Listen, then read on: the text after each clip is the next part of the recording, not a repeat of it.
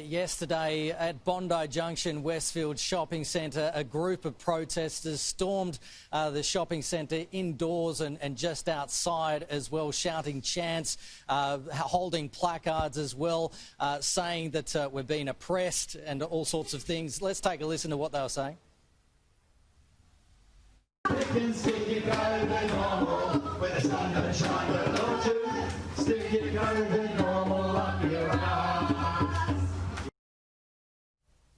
They were also saying that masks do not protect people. Well, some experts would disagree. So as of midnight last night, you now face a $200 fine if you don't wear masks indoors at certain indoor settings. Let's go through some of those for you now. So public transport, shopping centres, places of worship, hair and beauty premises, entertainment venues such as cinema and other indoor venues like post offices and banks, and also aged care facility.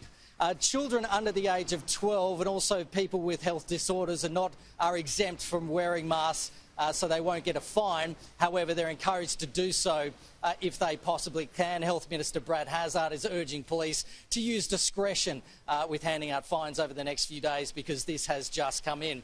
The main risk for Sydney now is this Berejiklian cluster in southwest Sydney, which has grown to 13 cases. And recent lab work, so genomic sequencing, has come back, which has now linked the Croydon cluster and the Wollongong cases to the Avalon cluster. The Berejiklian cluster, those 13 cases, have now been linked to a transport worker who is transporting infected people from hotel quarantine. That transport worker passed it on to a colleague. That colleague then went to the Berejiklian BWS and infected an employee there. That employee then infected another employee at the BWS, and they continued to work there over a 9-day period. And a new date has been added today for the BWS and also for the Woolworths, which is right next door.